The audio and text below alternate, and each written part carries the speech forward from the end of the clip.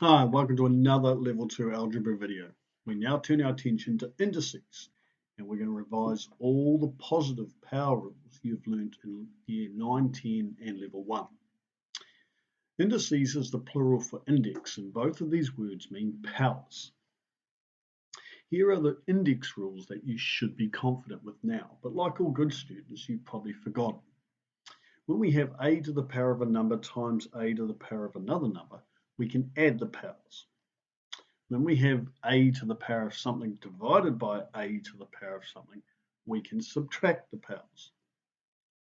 If we see a to the power of something all raised to another power, when we see brackets like this, we can multiply the powers. And finally, the same rule as the last one, we can multiply powers in brackets, but be careful with any coefficients. We don't go 8 times 2, we go 8 squared. So we multiply the powers, but we raise the coefficient to the power. Right, let's put all of this into practice with one yucky example. Let's simplify the following example. We have on the top 2x squared times y, all raised to the power of 3, divided by 4x squared y squared, and then we're multiplying this all by 3 times x to the power of 4 times y to the power of 5. Okay, let's start with the top here. This is a rule where we're going to multiply the powers because they're brackets, but we must raise the coefficient to the power. So we don't go 2 times 3 is 6. We must go 2 to the power of 3. 2 to the power of 3 means 2 times 2 times 2, which is 8. Now we can use our next rule where we multiply the powers, so we can go x squared times 3, which is x to the 6, and y, that's just y1, y by itself is y1, 1 times 3 is 3, so we get y to the power of 3.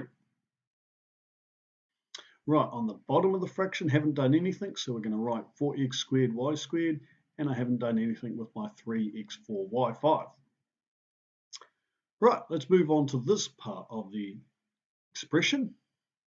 So let's simplify it using the subtract rule. But first of all, we need to go 8 divided by 4, which is 2. Now we can start subtracting the powers. So x to the power of 6 over x squared gives us x to the power of 4. Y to the power of 3 over y squared gives us y to the power of 1, which is just y.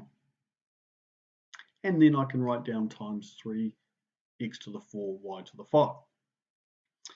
Right, finally we get to multiply these two things. We're going to use the add rule. But first of all, we're going to go 2 times 3 is 6. Now we can add the powers.